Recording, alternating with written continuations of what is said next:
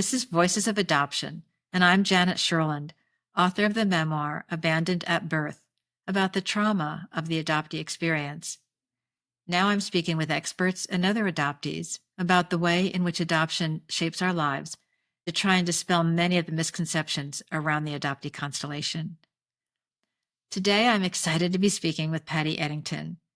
Patti is a newspaper and magazine journalist whose favorite job ever was interviewing the famous authors who came through town on book tours. She never dreamed of writing about her life because she was too busy helping build her husband's veterinary practice, caring for her animal-obsessed daughter, whose favorite childhood toy was an inflatable tick, and learning to tap dance. Then fate, and a DNA test, led her to the story she felt compelled to tell. The Girl with Three Birthdays, an adopted daughter's memoir of tiaras, truths, and tall tales.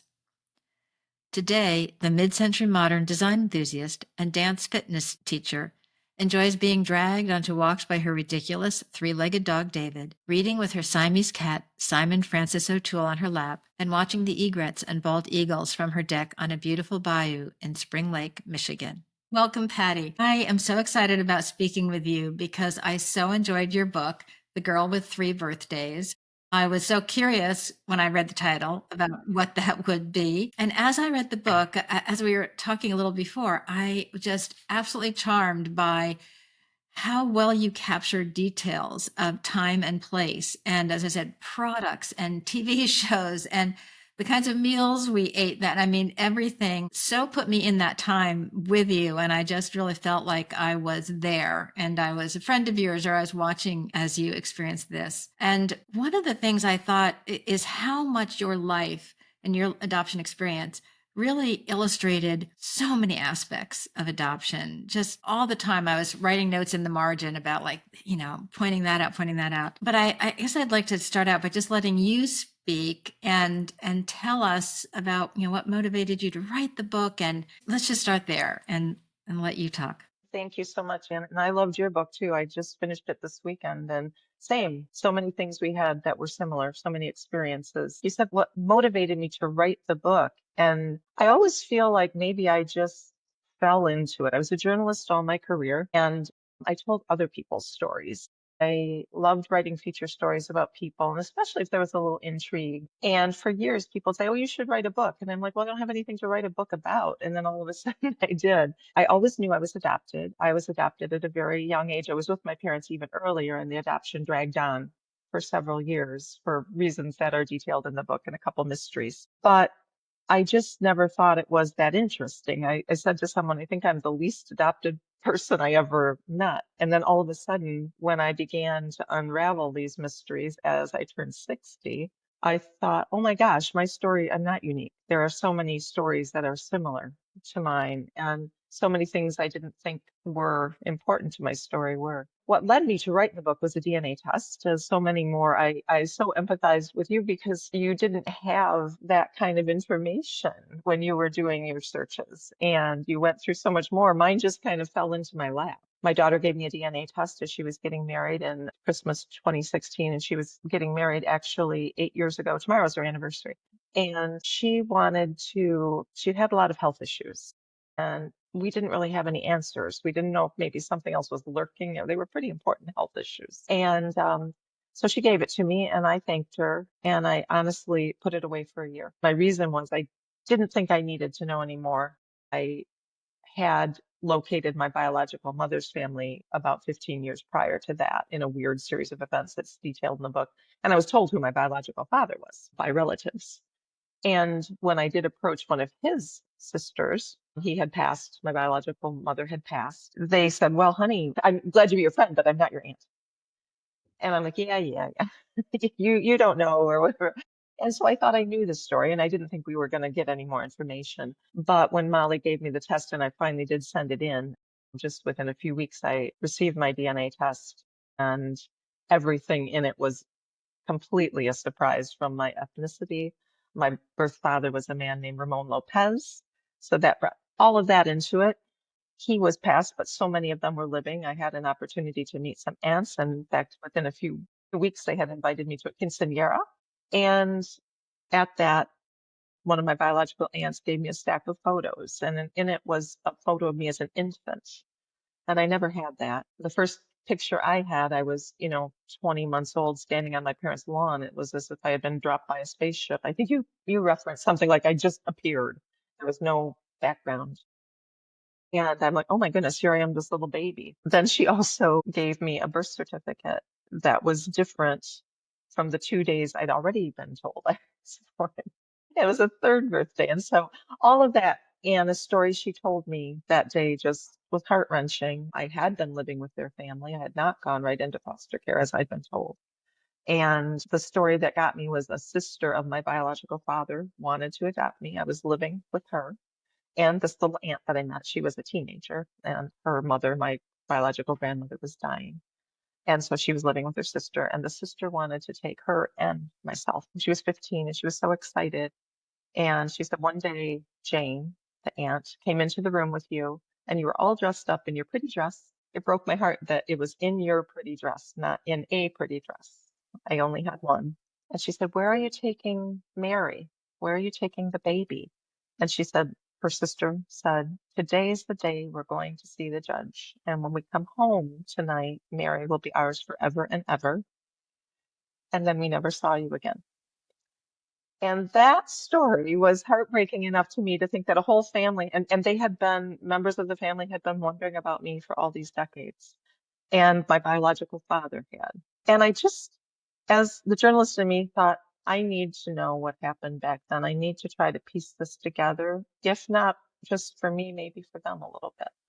So that's the very long story about why I wrote the book. It brings up so many issues. I mean, in the first place, I think so many of us who are adopted are so worried about hurting our adoptive parents. When we're speaking out now about the reality of being adopted, what it really feels like, we're not trying to be ungrateful. And, we can be grateful for a good adoption experience, but still have been traumatized by being adopted and having our authentic identity hidden from us and our heritage. So you have, I think for many adoptees who say most of their lives, I didn't think about being adopted. It didn't seem like a big deal to me. I didn't want to know. It's because we wouldn't let ourselves. It's like we're just grateful for our family and we're just trying not to offend them or hurt them or make them feel less secure. When that should be their job to make us feel secure, not vice versa. And I think that's one of the issues I really am trying to get across to people is, this should be for the benefit of the child, the adoptee, not the adopters. And then that recognition when you discover that you had another name and then you see a different birth certificate, you see legal documents, because I had that same experience too. You see legal documents and you are somebody else on those. And then you learn the family that you were taken from grieved you. Adoption is so much loss. One family has to lose in order for another family to gain. It is not a beautiful thing. It's really a very sad thing. And how did that feel? I mean, you just described it a little bit, but hearing that emotion, seeing that grief for little Marianne Lopez that you realized was you. Yeah, it was out of body for sure. I think I was in a little bit of denial on how it really did affect me. I was fascinated to meet relatives. I didn't really ever have the same emotion you did about wanting to know someone who looked like me. At least I didn't acknowledge it if I did, but I remember looking around that room that night and saying, does anybody look like me? And there's a little bit of similarity with me and my Aunt Sandy, I would say.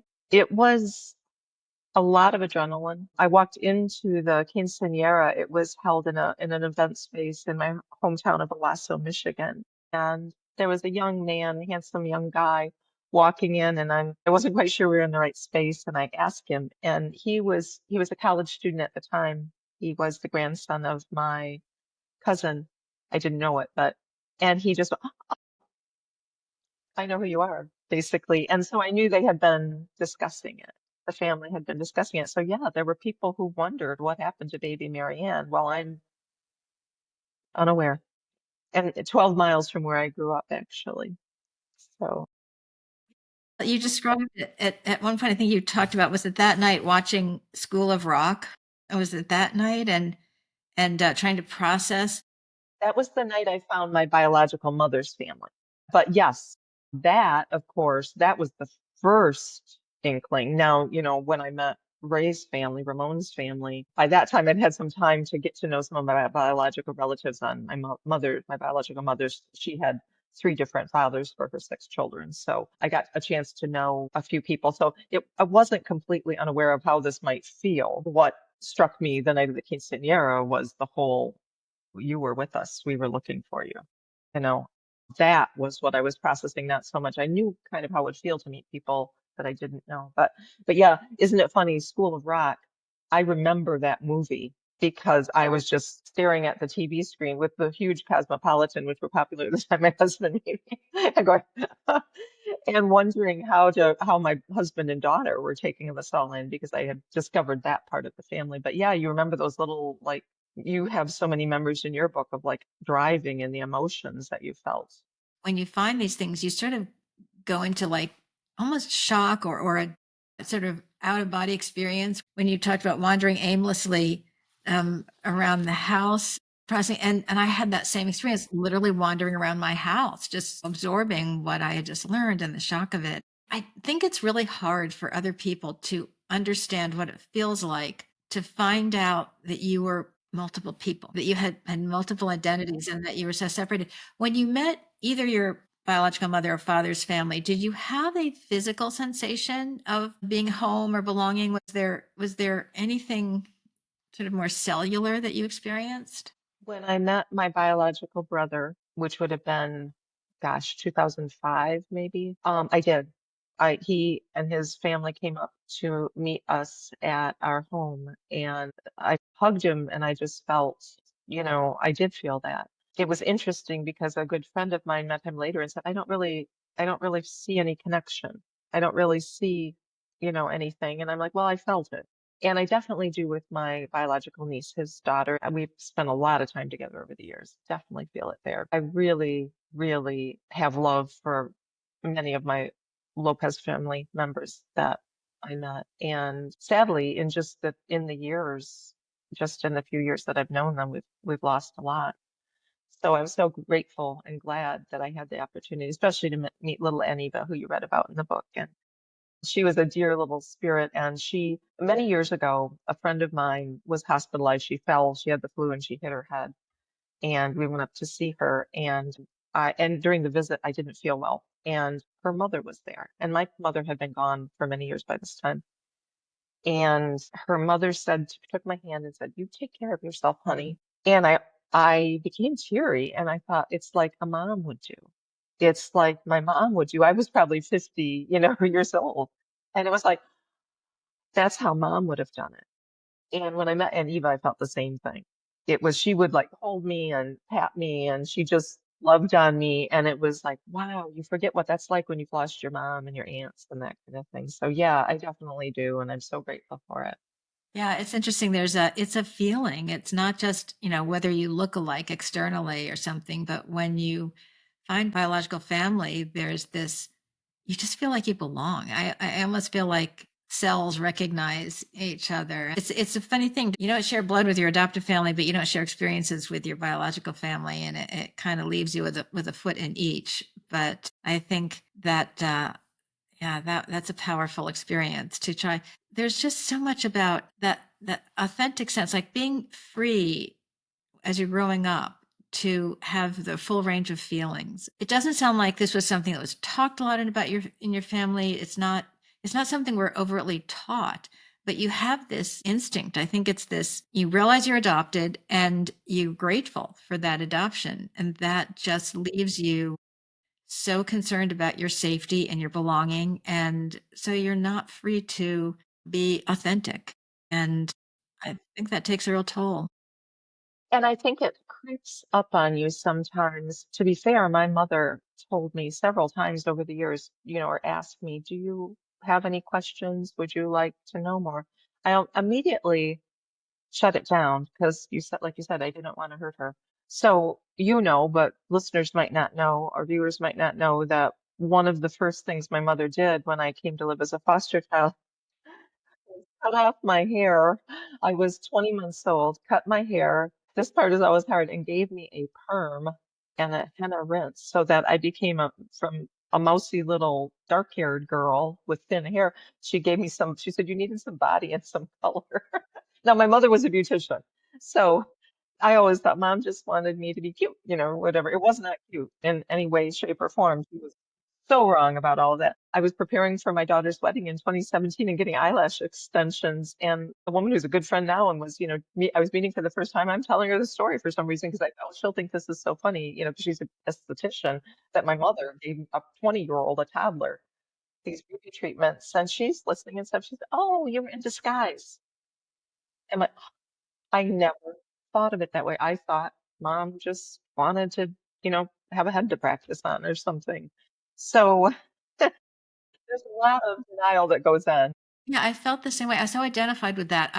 I so identified with the feeling of there are things we just accept as we're going, like that story. And that's clearly the act of a very insecure adoptive mother, to put you, to disguise you to that extent. When we're in that situation, we just go along with everything. And so you don't question it. I think it affects us whether we're aware of it or not. But when you're living a borrowed life, that's a crazy thing to ask someone to do. Come live with strangers and have a different name and a different identity and live as a different person than you really are. That's crazy. But speaking of that, the other thing I thought I can't believe you had to deal with is 3 birthdays. Birthdays can be a little odd thing for adoptees anyway, but I dealt with finding a different name and finding my true heritage and all that. But I can't imagine also, well, all my life we celebrated this birthday and then it turned out to be that birthday. And then it turned out that those were not at all true. And it's like a whole other month and everything. That's a lot to process. Luckily, they came a little bit apart. I celebrated my birthday as November 20th until I was 15 years old. And as I write in the book, I really liked that birthday because the cute neighbor boy next door had the same birthday. And then when I turned 15 and went to get my driver's learning permit, they told us we had to present our birth certificate. And I'm like, oh no. And I went home and I very cautiously approached my mother. And she was in the kitchen. Most of our big conversations happened in the kitchen. She was cooking and I said, hey, mom, I'm so sorry. I have to have my birth certificate to get my driver's license. I knew she wanted me to have my driver's license. She didn't have to run me everywhere. And I said, but I will not. You just give it to me and I will give it to me in a sealed envelope. I'd already thought it through, a 15-year-old. And I'm like, give it to me in a sealed envelope and I'll just take it to them and I won't look at it. And she said, oh, honey, no, no, they give you a new birth certificate. We have one with daddy's name and my name. So she put it on my desk a few days later and I looked at it and sure enough, Patricia Ann Eddington, James and Mildred Eddington. I had been told I was born November 20th and it said November 15th. And I went running into the kitchen. I said, they got my birthday wrong on my birth certificate. She did a little subterfuge. She said, I was afraid the nosy old biddies in town would try to figure out who you were. And she said, what do you want to do? And at least she gave me the option, what do you want to do? And I said, well, had been enamored with Woodward and Bernstein, loved news, and I knew I wanted to be a reporter already, a journalist. And I said, I want to do the truth. My birthday shall be November 15th. And she said, okay. And it was until 2018 when Aunt Eva gave me a birth certificate and it said October 19th. So, and that is true. It's from the hospital with the footprint. So not only do I have 3 birthdays, I'm older than I thought I was. Did your mother know the actual date of your I birthday? have no idea. No idea. I have no idea. It was Millie. I'm assuming she did.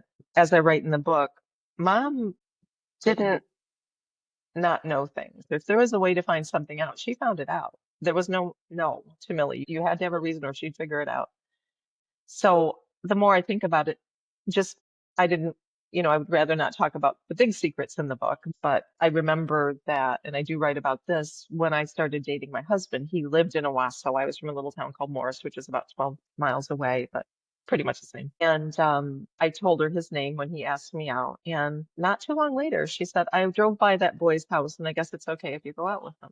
And I'm like, how did you find that boy? How did you find his parents? There was not MapQuest even at that point. So she found him and she drove by to make sure he was reputable.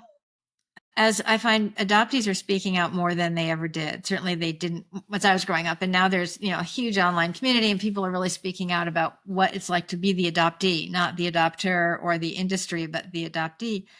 And I think it's so helpful to join the voices together because otherwise you typically get that dismissal of, oh, that was just your personal experience, or you just had that happen to you. Yet there are so many, as I was reading your book too, there's so many universal experiences. You weren't angry, you weren't upset, you loved your parents, you had a perfectly fine adoption, and yet all of these issues of belonging and identity and just this, gee, now that I look back on it, I realize I always felt like that. And I think it's so important for people to hear so they understand what the current way we do adoption does to the individual being adopted. I agree. And what I think is really interesting, sometimes people say, oh, I met this person because they brought this into my life, a reason, a season, or a lifetime, that kind of thing. I recently thought, but what if it's not that way for everybody? What if it's they needed to meet you? Maybe you're not the one that's supposed to get something out of everything. Maybe it's the other people. And I kind of feel that way about the book.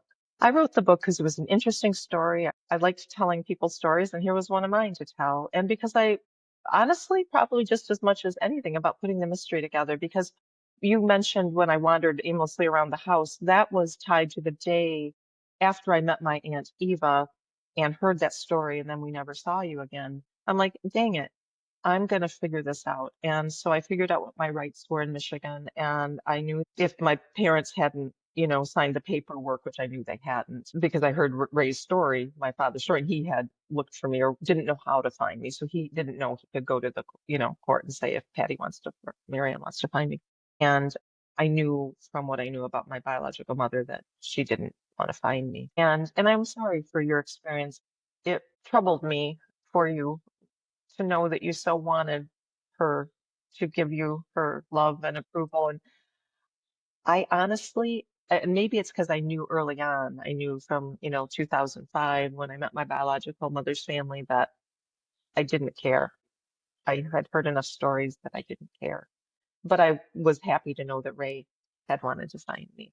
But when Aunt Jane, said then we never saw her again, I thought, nope, gonna figure this out. So I went to the courthouse and I stood looking in front of it January 2020. Having to go before a judge and convince them to let you know your authentic family, your authentic identity, your own truth, and how courts have our authentic history and heritage sealed away from us. We're adults, for God's sake.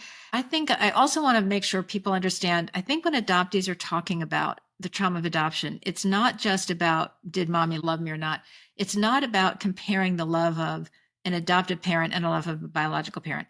It's about self. It's about identity. It's about having a heritage, and it's about being a human being, not about being a daughter.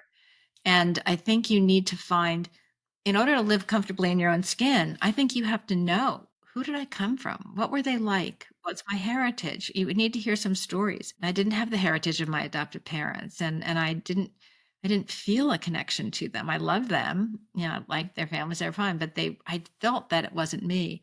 And having that knowledge about this is where I came from, this is what my true authentic heritage is, just centered me and filled that big black hole in a way that nothing else did. So I want to take the discussion for adoption away from comparing love of parents. Adoptive parents can be wonderful and loving and give you so much, but it's a bigger discussion. Y'all have people talk about finding themselves. Well, when you're an adoptee, that's very hard. You don't have a family history to even push back against. You don't have a family to reject if you don't like it, or embrace if you do. You don't see yourself mirrored in other people.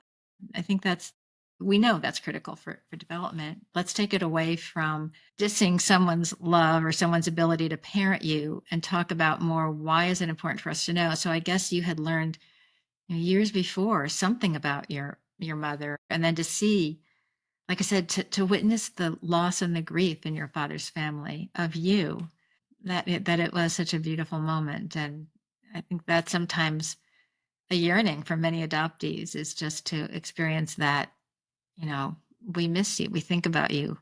Exactly. And that my Aunt Sandy, I met her at the quinceanera, but her husband, my Uncle Orville, was not able to come. And I met him, I don't know, a year later. I walked in and he said, you were a beautiful baby and now you're a beautiful lady. And I'm like, you knew me when I was a baby. No one knew me when I was a baby as far as I knew. Those kind of things are always a little shocking. I have never told this story before. I'm not sure if I should or not, but I will. My mom, when I was a teenager, She mentioned that my beloved Aunt Dorothy, who was my godmother and who I stayed with at a very pivotal moment in my life as my adoption was being finalized, was giving a ring to one of her daughters.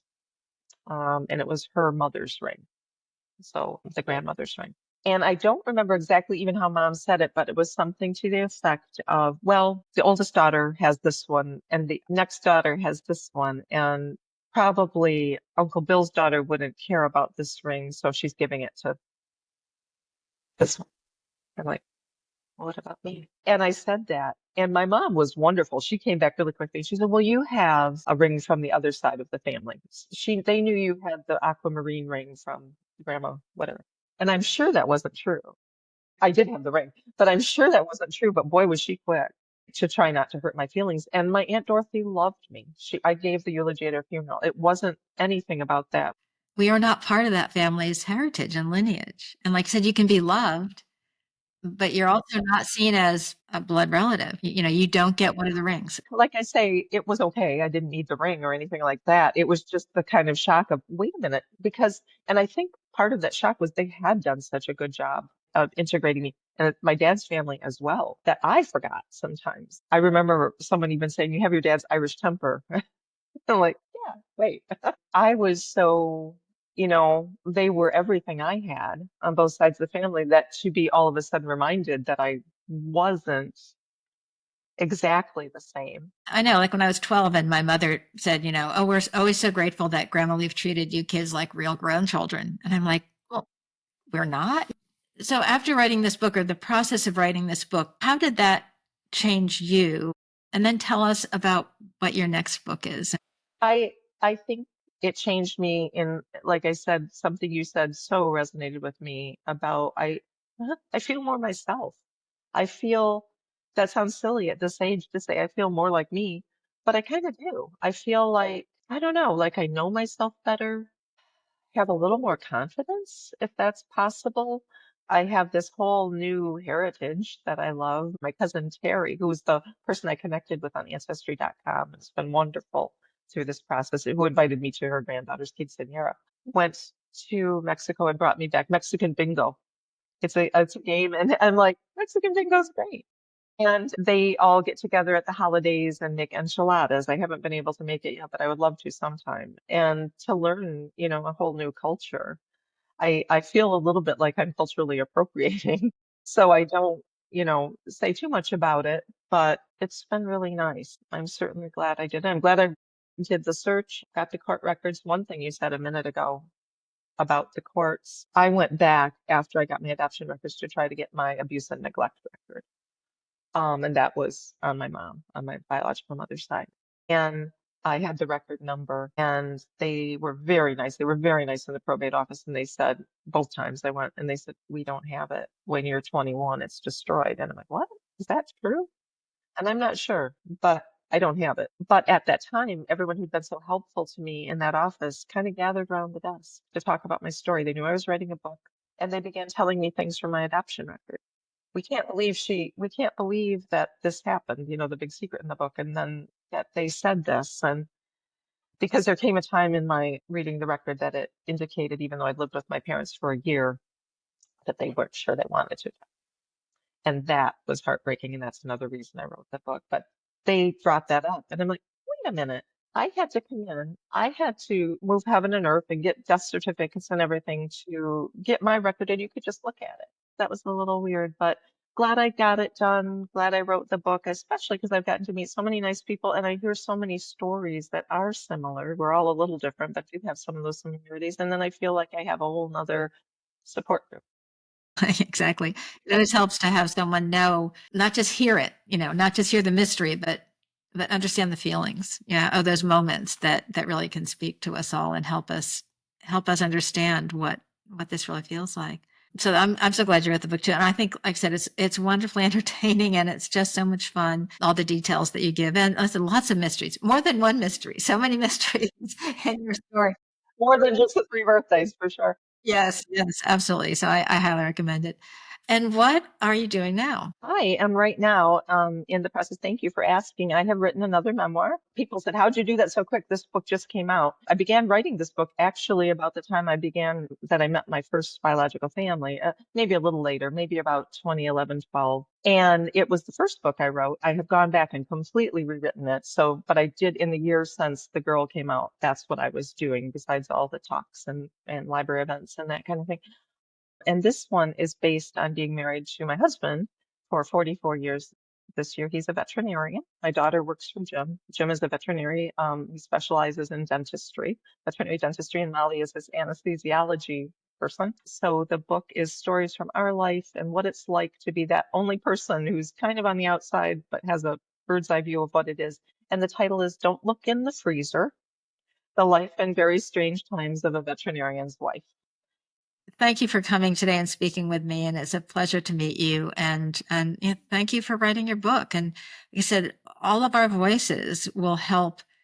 I think really help make a difference. And that's certainly my intention is let's talk about it so we can do it better going forward, and really serve the adoptee and make sure we understand what they need to be a whole and integrated human being. Exactly. I really appreciated your book as well. So thanks for having me. It's Thank you. lovely. My pleasure. So, Patty, please let our listeners and viewers know where they can find your book, The Girl with Three Birthdays. You bet. Well, you can find it pretty much anywhere. If you go to Simon and Schuster website, you can find it there, and there's links there, of course, everywhere. I love to promote indie bookstores. It's easy to find. It's The Girl with Three Birthdays, and the subtitle is An Adopted Daughter's Memoir of Tiaras, Tough Truths, and Tall Tales. And I have a website. It's Patti Eddington. Patti is PattiEddington.com. And I have Patti Eddington author on Instagram and Patti Eddington on Facebook. And The Girl with Three Birthdays has its own set of things. So I'm hard to miss. You can find me Right, pretty we easily. can find you. Good. Well, thank you. Thank you for listening to Voices of Adoption. I'm your host, Janet Sherland. You can find me online at abandonedatbirthbook.com, on Instagram at Janet Sherland Official. And my book, Abandoned at Birth, is available through Amazon, Barnes & Noble, Books A Million, and bookshop.org. Thank you.